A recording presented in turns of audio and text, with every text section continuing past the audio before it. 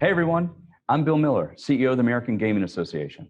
Today, I'm beginning a new video series featuring conversations with some of the gaming industry's top leaders to discuss the challenges and successes they've faced this year and what the path forward looks like. The COVID-19 pandemic has had a dramatic effect on our everyday lives and impacted nearly every industry, including our own.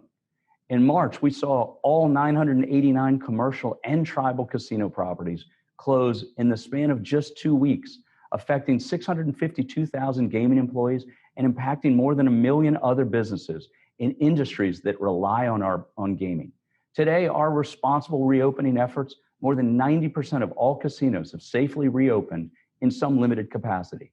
Gaming's deep-rooted culture of regulatory compliance, our strong commitment to guest service, and our close ties to the local communities have enabled casinos to open quickly and adapt to the new operating environment. You'll hear firsthand accounts from gaming leaders about the great work they're doing to navigate their companies, teams, and industry through the recovery.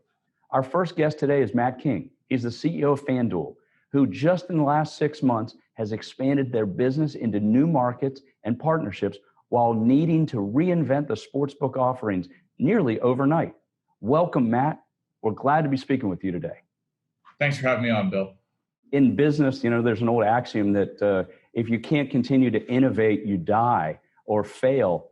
Tell us a little bit about what innovations looked like at FanDuel during this unprecedented time.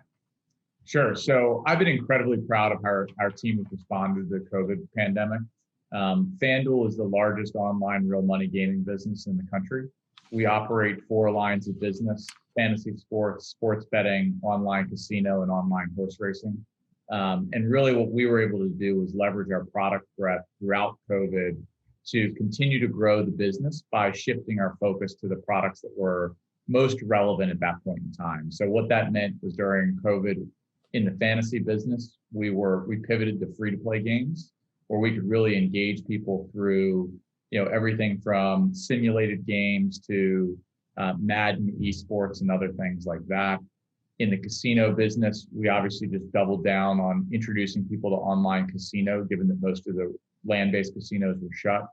The horse racing business boomed just because you saw, one, horse racing continued to run, albeit at a lower capacity, and a significant shift of offline business going online.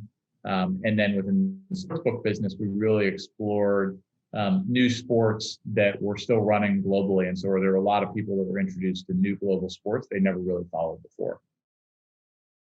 Tell me a little bit about, your offices, your teams. How has kind of the operating environment worked from a perspective of, you have, kind of a lot of, you are a tech company.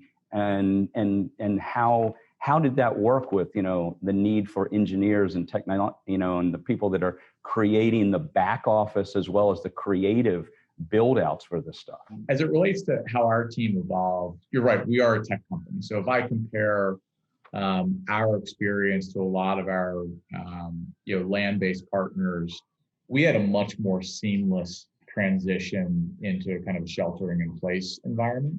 Because a lot of our business is distributed. A lot of people are used to working from home, at least part-time. First and foremost, it was all about safety. We do have a pretty sizable retail footprint. So job one was also making sure that we manage the retail facilities appropriately. We also have 2 TV networks, so we had to figure out how to keep them running in COVID. And generally, I'd say the transition to shelter in place was pretty seamless given our history. I think the harder thing is where people are now, right? And it's more just the psychological wear and tear of being at home in isolation for 6+ months with another 6+ months to go. And so what we're spending a lot of time on is taking care of our employees now that you're just kind of in this, you're doing the hard yards of having to just get through this damn thing. And so I think that's probably been the bigger challenge than necessarily the initial transition. Talk about, FanDuel's commitment to responsibility and what does that look like in a way that, quite frankly, some of the critics of our industry would say, well, once you kind of create mobility, there are less safeguards. And clearly I don't think that that's true, and I know that you don't. And so if you don't mind, elaborate a little bit about, how you make sure that what we are doing is providing a fun outlet for people at a time, my Lord, that they absolutely need it, but that it's done in a way that's responsible financially. The reality is, as you well know, the illegal market is rife and prevalent, and there are zero consumer protections in that, and there is zero interest in making sure that this is a fun and exciting and entertaining form of entertainment, and frankly helping protect that small minority of people that may have a problem. So I think first and foremost, to the critics, it's already happening out there, and helping them understand that by legalizing it and bringing it into the light, operators like us are much more responsible than the outlets that people are going to in the illegal market. We also benefit by being part of Flutter Entertainment's global family of brands. Flutter obviously has years of experience and a years-long commitment to responsible gaming. And we're able to incorporate their decades of learnings into what we do, in both how we kind of flag and then manage people with potentially problem behavior. And so we look at it as kind of an end-to-end commitment from the day our users sign up to the day they move on to another platform or just decide to stop playing, that we're committed to making sure it's a safe and fun environment for them, with the proper controls in place. I've found that there are people that kind of confuse overall handle to what can actually come into the state treasuries, and the not surprising that politicians sometimes exaggerate with regard to what the benefits of a particular revenue source might look like. But I feel like that has been one where we've certainly had experience where there has been, all right, well, we're going to open this up and it's going to solve all of our budget problems. And we know that's not the case. Yeah, no, I think that's right. I mean, I think the way we've gotten to talking about it, particularly given the size of budget holes in a COVID time period, is, look, this isn't about solving your overall budget hole, but it's about saving a couple thousand jobs for teachers, or avoiding that next round of cuts to colleges or other key programs that help people in your state. And so, you can't necessarily look at it through the lens of, hey, it's going to solve my overall budget hole, but it certainly can have a real impact on the critical services that are under such great pressure in the current economic climate. And by the way, it's one of the few taxes that consumers will actually welcome. And so if you think about it through the context of what can I do that actually doesn't, directly hurt people or directly create backlash, what we offer in online sports betting and iGaming both are two pieces of common sense legislation that it's pretty obvious that they can have a real impact at the state level.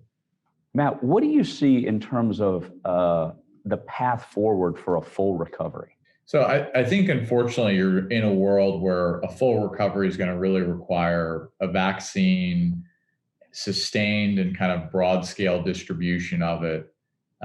And then, frankly, probably a period of psychological recovery amongst people post that. I think when I look at the data, you're probably talking about Q1, Q2 next year before you have a broadly distributed vaccine. And so realistically, you're probably talking about next summer and probably late next summer. So almost a full year from now before you start to see, I think, casual, personal vacation travel come back. I think the regional casinos will continue to see some recovery sooner than that.